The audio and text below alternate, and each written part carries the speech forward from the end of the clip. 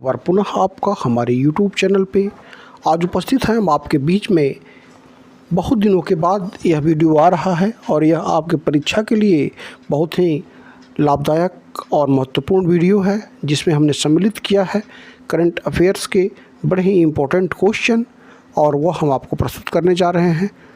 पहला प्रश्न है, भारत के missile man doctor APJ Abdul Kalam, जो भारत के 11वें राष्ट्रपति भी थे, के सम्मान में संयुक्त राष्ट्र में किस तिथि को विश्व छात्र दिवस मनाने का फैसला लिया है। 4 ऑप्शन है, उसको देख करके आपको बताना है कि संयुक्त राष्ट्र के द्वारा डॉक्टर APJ अब्दुल कलाम को के नाम पर जो विश्व छात्र दिवस मनाया जा रहा है उसके लिए कौन सी तिथि निर्धारित करी गई है। तो यह तिथि है 15 अक्टूबर। 15 अक्टूबर को विश्व छात्र दिवस के तौर पर मनाया जाता है और यह सम्मान मिला है APJ अब्दुल कलाम को। तो दोस्तों, इसका जो सही जवाब हुआ वह हुआ 15 अक्टूबर। बढ़ते अगले प्रश्न की तरफ और अगला प्रश्न है, संयुक्त राष्ट्र द्वारा 15 अक्टूबर अंतर्राष्ट्रीय ग्रामीण महिला दिवस प्रत्येक वर्ष मनाया जाता है।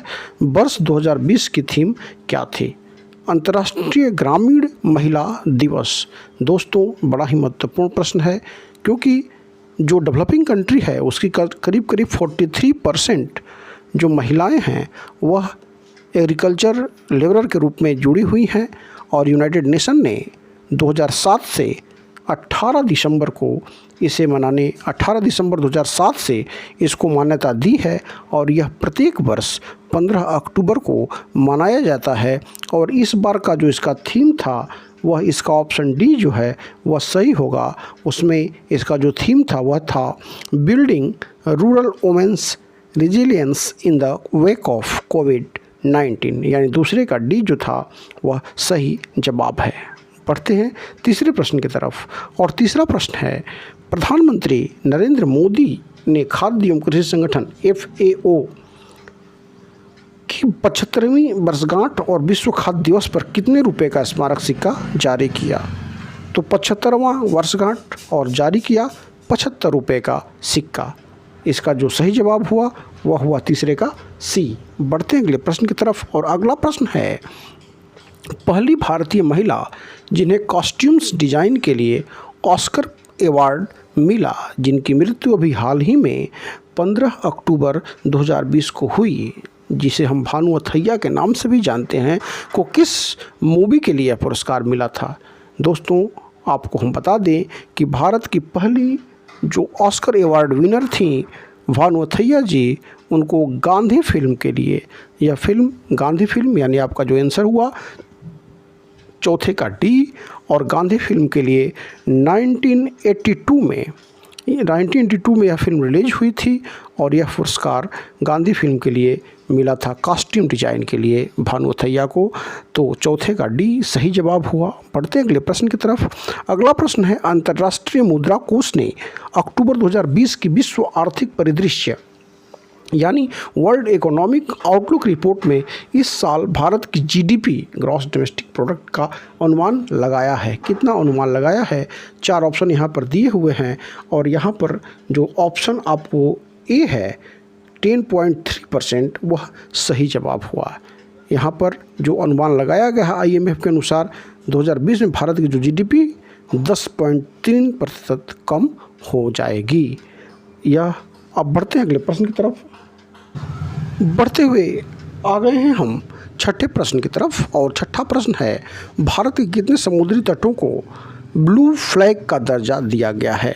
ब्लू फ्लैग क्या है वो हम आपको बता देते हैं। स्वच्छ समुद्री तटों के लिए मिलने वाला यह सम्मान है जो डेनमार्क का foundation for environment education provide करता है। और इस तरह से जो ब्लू फ्लैग का दर्जा मिला है वह भारत के 8 राज्यों को मिला है। यह भारत के लिए बड़े गर्व की बात है। केंद्रीय पर्यावरण मंत्री प्रकाश जावड़ेकर ने कहा है कि यह भारत के लिए बड़े सम्मान की बात है। 8 राज्यों को ब्लू फ्लैग का दर्जा मिला है। तो इस तरह से छठे का B सही जवाब हुआ। आगे बढ़ते अगले प्रश्न की तरफ और अगला प्रश्न है, देश का पहला वह राज्य जिसने हर घर जल यानी कि प्रत्येक घर में जल राज्य इनमें से किसने इस योजना का प्रारंभ किया? तो हम आपको बता दें कि केंद्र सरकार के जल जीवन मिशन के द्वारा इस राज्य को अपनाने वाला जल शक्ति मंत्रालय के आंकड़ों के अनुसार गोवा देश का पहला राज्य बना जिसने हर घर जल को पहुंचाया है। हर एक घर में, हर एक ग्रामीण घरों में भी नल का कनेक्शन पहुंचाया है। तो इसका जो सही जवाब हुआ वह होगा गोवा। बढ़ते हैं अगले प्रश्न की तरफ और अगला प्रश्न है 8वां प्रश्न। फिनलैंड में लिंग भेद को ख़त्म करने के लिए, यानी कि जो वुमेन एम्पावरमेंट है उसको एक बराबर दर्जा देने के लिए, लड़की और लड़कों के बीच में, पुरुषों और महिलाओं के बीच में दूरी को ख़त्म करने के लिए, एक बराबर दर्जा देने के लिए फिनलैंड में लिंग भेद को ख़त्म करने के लिए के मकसद से 16 वर्ष की किस लड़की को गर्ल्स टेक ओवर पहल के तहत एक दिन का प्रधानमंत्री बनाया गया? 4 ऑप्शन दिए हुए हैं। हम आपको बता दें यह 16 वर्ष की लड़की जिन्हें यह मौका मिला है और यह मौका उन्हें दिया है फिनलैंड के प्रधानमंत्री सना मारिन ने यह मौका उन्हें दिया और यह मौका मिला है जो आपका ऑप्शन है यहाँ पे है सी, एवा मूर्तो। एवा मूर्तो को यह मौका इस बार मिला है और यह फिनलैंड के एक छोटे से गांव की रहने वाली हैं जो एवा मूर्तो जलवायु मानवाधिकार मसलों पर सक्रिय रूप से अभियान चलाती हैं और वैश्विक समानता के लिए इस बार यह मौका इस 16 वर्षीय बच्ची को दिया गया है। यानी एवा मूर्तो 8वें का सही जवाब हुआ।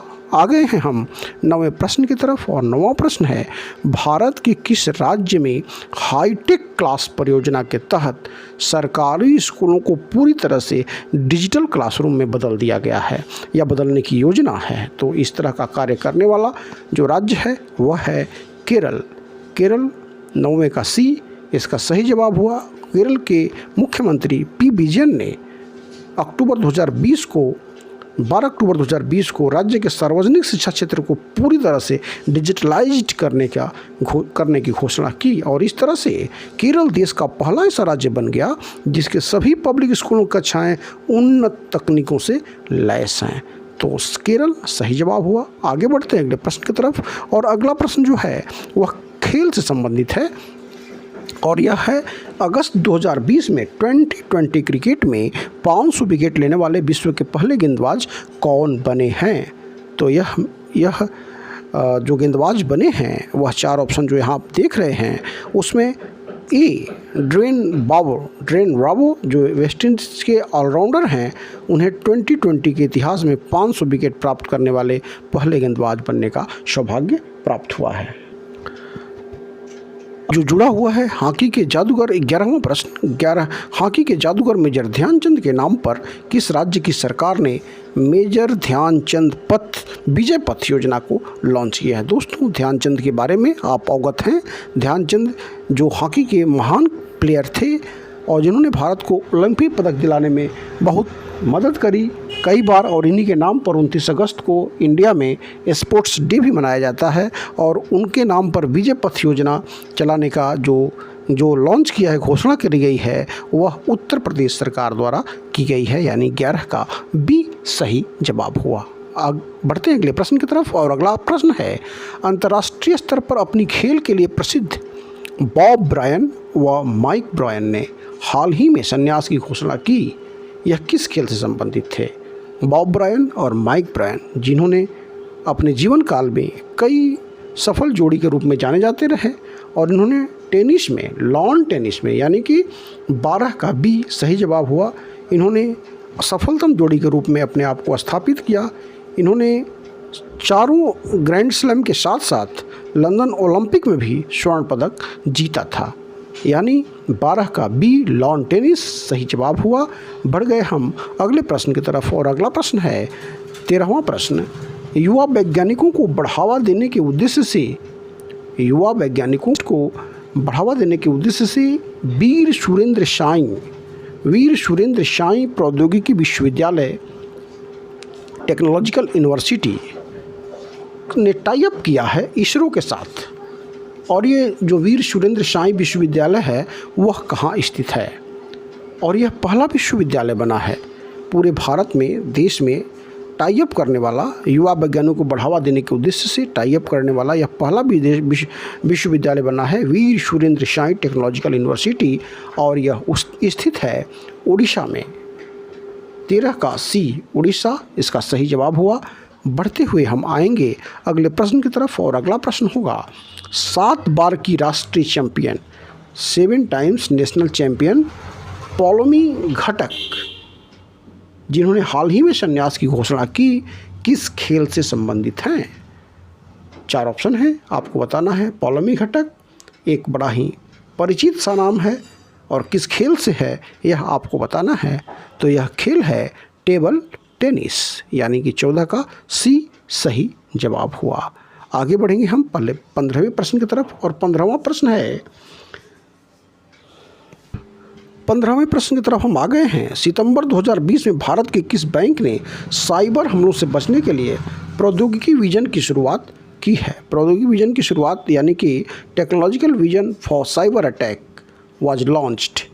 तो ये लॉन्च किया गया है, जो 4 ऑप्शन आपको है उसमें रिजर्व बैंक ऑफ इंडिया द्वारा, आरबीआई द्वारा शहरी सहकारी बैंकों की आईटी सुरक्षा प्रणाली को बढ़ाने, साइबर हमलों से बचने, पता लगाने के लिए technology vision for cyber security की शुरुआत करी गई है। रिजर्व बैंक ऑफ इंडिया, जिसकी स्थापना 1935 में करी गई थी, और जिसका हेडक्वार्टर, जिसे बैंकों का बैंक भी कहा जाता है, और जिसका हेडक्वार्टर मुंबई में है। तो 15 का ए सही जवाब हुआ। अब हम बढ़ेंगे अगले प्रश्न की तरफ, और अगला प्रश्न है 16वां प्रश्न, और 16वां प्रश्न में उल्लेखित किया गया है। 16वां प्रश्न आपका यहाँ पे स्पोर्ट्स से रिलेटेड है। अमेरिकी ओपन 2020 पुरुष एकल टेनिस टूर्नामेंट का खिताब किस खिलाड़ी ने जीता? 4 ऑप्शन यहाँ पे हैं आपको। Dominic Thiem, Alexander Zverev, Rafael Nadal और रोजर फेडरर। जबकि यह इस बार का खिताब अमेरिकी ओपन 2020 जीता है डोमिनिक थीम ने। ऑस्ट्रेलिया के डोमिनिक थीम ने एलेक्जेंडर जेवरेव को हरा करके यह खिताब इस बार हासिल किया है। ग्रैंड स्लैम टूर्नामेंट के फाइनल में हारने के बाद डोमिनिक थीम का 3 ग्रैंड स्लैम फाइनल हारने के बाद डोमिनिक थीम का यह पहला खिताब है। अगला प्रश्न 17वां प्रश्न शुरू करने से पूर्व एक बार हम आपको बता दें कि अगर आप हमारे चैनल पर नए हैं तो कृपया हमारे चैनल को सब्सक्राइब करें, लाइक करें, जिससे आपको निरंतर आपकी तैयारी से संबंधित मटेरियल प्राप्त होता रहे। दोस्तों, जैसा कि आप देख रहे हैं, लगातार हम आपको प्रैक्टिस सेट, चाहे वह आपके आयोग के पाठ्यक्रम के अनुकूल हो, या फिर करंट अफेयर के अनुकूल हो, या फिर सब्जेक्ट के अकॉर्डिंगली हम प्रोवाइड करते रहते हैं।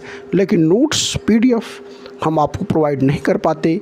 हम उसकी व्यवस्था, उसकी सीरीज अपने उन बच्चों को प्रोवाइड करते हैं जो हमसे जुड़े हुए हैं। अगर आप अपनी तैयारी पूर्ण रूपेण एक सुसंचालित स्वरूप में करना चाहते हैं, जहां पर आपकी एनालिसिस हो सके, जहां पर आपका आकलन किया जा सके, जहां पर आपकी तैयारी को सही दिशा मिल सके, तो आपका स्वागत है। आप हमारे चैनल पे आप हमसे जुड़ सकते हैं, और जुड़ने के लिए आपको हमारा जो नंबर है जो डिस्प्ले हो रहा है, आप उस पर मैसेज करके आप हमसे सारे इन्फॉर्मेशन प्राप्त कर सकते हैं।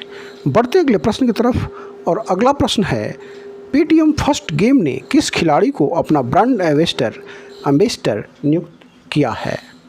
पेटीएम फर्स्ट गेम ने सचिन तेंदुलकर को अपना ब्रांड एम्बेसडर नियुक्त किया है। भारत रत्न सचिन तेंदुलकर, जिन्हें फैंटासी स्पोर्ट्स प्लेटफॉर्म के लिए ब्रांड एम्बेसडर नियुक्त किया गया है।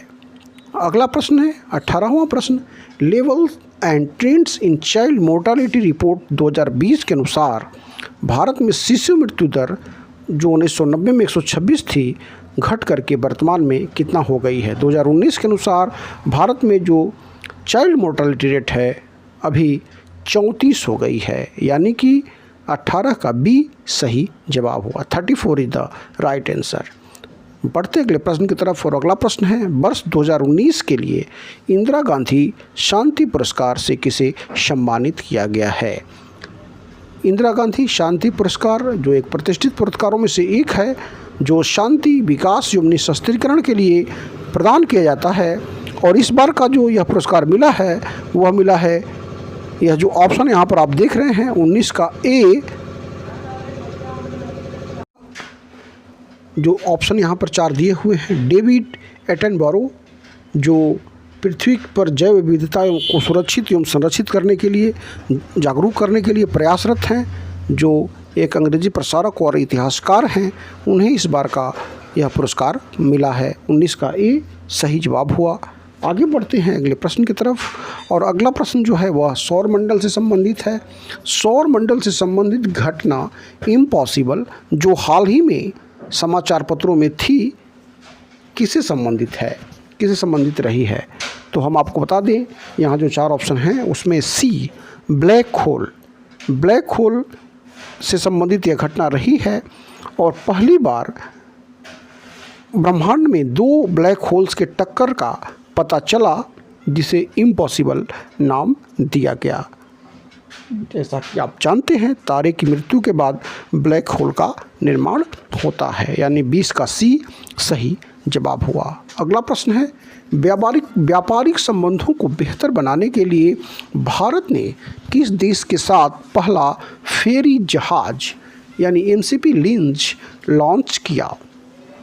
शिपिंग मंत्री मनसुख मांडकिया व मालदीव के परिवहन मंत्री के द्वारा यह लॉन्च किया गया, और भारत और मालदीव के बीच में 21 का बी यह सेवा शुरू की गई है, जो स्टार्ट की गई है भारत के तूतीकोरिन और कोचीन से मालदीव के माले पोर्ट्स के बीच में। मालदीव जो हिंद महासागर का एक द्वीपीय देश है, यानी कि 21 का बी सही जवाब हुआ। बढ़ेंगे हम 22वें प्रश्न की तरफ, और 22वां प्रश्न है, सितंबर 2020 में पहला अंतर्राष्ट्रीय समान वेतन दिवस कब मनाया गया? सितंबर 2020 में पहला अंतर्राष्ट्रीय समान वेतन मनाया गया 18 सितंबर को। 18 सितंबर को जो एक भेदभाव होता था पुरुषों और महिलाओं के बीच में वेतन को लेकर के, तो संयुक्त राष्ट्र संघ ने इसकी घोषणा दिसंबर 2019 में करी थी, और यह मनाया गया 18 सितंबर को रोजगार के क्षेत्र में महिलाओं के साथ लैंगिक भेदभाव व वेतन के भेदभाव को समाप्त करने के लिए, वैश्विक जागरूकता को जगाने के लिए, यानी कि 22 का सी सही जवाब हुआ। बढ़ेंगे हम अगले प्रश्न की तरफ, और अगला प्रश्न है जो 23वां प्रश्न है। 23वां प्रश्न संबंधित है आपका कि निम्नलिखित में से किस देश ने एक नया ऑप्टिकल रिमोट सोर्सिंग उपग्रह गेफोन 905 लॉन्च किया है? 4 ऑप्शन यहाँ पर देख रहे हैं। 4 ऑप्शन में यहाँ जो सही जवाब हुआ वह हुआ चाइना ने इस तरह का प्रयास किया है, और उसका जो ये मकसद है, चाइना एरोस्पेस टेक्नोलॉजी कॉरपोरेशन के द्वारा, जिससे कि इस मिशन के द्वारा वह optical fibre remote sensing satellites के द्वारा इस चीज़ को ऑब्जर्व कर सके और बहुत सारी चीज़ों को पता लगा सके। चाइना इसका सही जवाब हुआ। बढ़ेंगे हम अगले प्रश्न की तरफ, और अगला प्रश्न है, भारत का सबसे लंबा नदी रोपवे निम्न में से किस नदी पर बनाया गया है? तो यह बनाया गया है इंडियाज़ लॉन्गेस्ट रिवर रोपवे, यह बनाया गया है ब्रह्मपुत्र नदी पर गुवाहाटी में, और यह जो है रोपवे प्रोजेक्ट बहुत ही एक 1.82 किलोमीटर बाई केबल, यह केबल से जोड़ करके इस रोपवे का निर्माण किया गया है ब्रह्मपुत्र रिवर पर, और यह बनाया गया है गुवाहाटी में, आसाम में, यानी कि 24 का जो आंसर होगा वह होगा सी। आ गए हैं हम अगले प्रश्न की तरफ, और अगला प्रश्न जो है वह 25वां प्रश्न है, और इसमें कह रहा है किसानों की साख यानी ऋण पात्रता का आकलन करने के लिए कि कौन जेन्युइन है कौन नहीं है के लिए उपग्रह डेटा का उपयोग करने वाला भारत का पहला बैंक कौन बन गया है? दोस्तों, यह बहुत ही महत्वपूर्ण सवाल है, प्रोफेसरों वाला सवाल है, और यह इम्पोर्टेंट सवाल है, इसको आप मार्क कर लीजिएगा। भारत का पहला बैंक कौन बन गया है? तो यह बैंक बन गया है, 4 ऑप्शन जो यहाँ पर आपको दिए गए हैं, ICICI बैंक। जो ICICI bank will be the first bank in the country and among few globally used the technology to help farmers get better access to credit।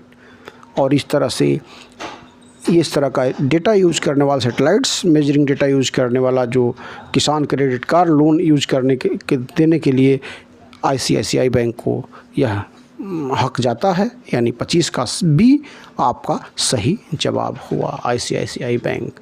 आ गए हम 26वें प्रश्न की तरफ, और 26वां प्रश्न है कि भारत सरकार और महाराष्ट्र सरकार ने Mumbai urban transport project third के लिए किस बैंक के साथ 500 मिलियन के ऋण समझौते पर हस्ताक्षर किए हैं, $500 मिलियन के ऋण समझौते पर हस्ताक्षर किए हैं, और यह कार्य हुआ है किसके द्वारा, आपको बताना है।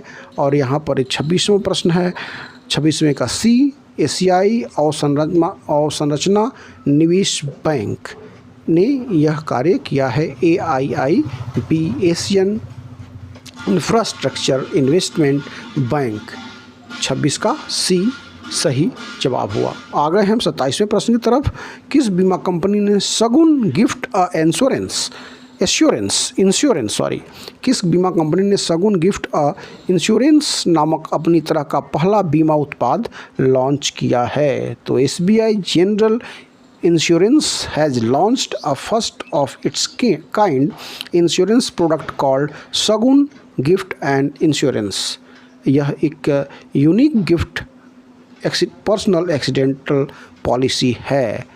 SBI जनरल इंश्योरेंस इसका सही जवाब हुआ, 27 का सी। दोस्तों, एक बार पुनः हम आपसे रिक्वेस्ट करेंगे कि अगर अपनी तैयारी को एक उचित प्लेटफॉर्म आपको चाहिए जहां पर आपको ये सारी चीज़ें मिल सकें, जिससे आपकी तैयारी फलीभूत हो सके, आप अपने आप को प्रूव कर सकें, आपकी सफलता सुनिश्चित हो सके, तो बड़े ही मिनिमम कॉस्ट पर हमने वो सारे मटेरियल्स जो आपकी परीक्षाओं के लिए, आपको लाभान्वित करने के लिए, आपको एकदम से सफलता दिलाने के लिए समुचित मटेरियल प्रोवाइड किए जाएंगे हमारे प्लेटफॉर्म पे। आप हमसे व्हाट्सएप करके हमसे जुड़ने की प्रक्रिया जान सकते हैं। 28वां प्रश्न है, बांग्लादेश रोहिंग्या शरणार्थियों को कॉक्स बाजार के भीड़ भरे शिविरों से किस द्वीप पर नवनिर्मित सुविधा में स्थानांतरित करने की प्रक्रिया शुरू करने की योजना बन रही है? बांग्लादेश के रोहिंग्या शरणार्थियों के बारे में आप जानते होंगे। इन्हें स्थानांतरित करने के लिए बांग्लादेश के द्वारा एक कदम उठाया गया, और यह कदम है जो बे ऑफ बंगाल के में स्थित 4 द्वीप, जिसमें 4 द्वीप हैं, जहां पर इनको ट्रांसफ़र किया जाए मानसून सीजन के बाद इनको वहाँ पर ट्रांसफ़र करने के लिए, जिससे इनको एक बेहतर रिफ्यूजी जो हैं उन्हें एक बेहतर जीवन मिल सके, यानी भाषण 4 द्वीप। 28 का सी सही जवाब हुआ। 29वां प्रश्न, किस भारतीय समूह ने देश के तेज़ी से बढ़ते ई-कॉमर्स क्षेत्र में अमेजन और रिलायंस इंडस्ट्री से प्रतिस्पर्धा करने के उद्देश्य से e-commerce app super app launch किया है? तो यह सुपर ऐप लॉन्च करने वाला जो कंपनी है वह है टाटा समूह।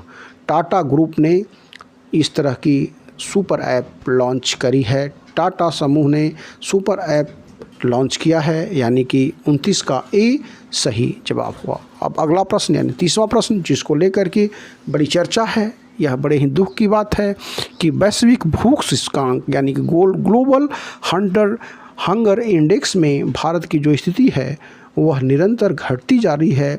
हमारी जो रैंकिंग है 2019 के बाद से और बुरी हो गई है, और हम किस रैंक पर आ गए हैं?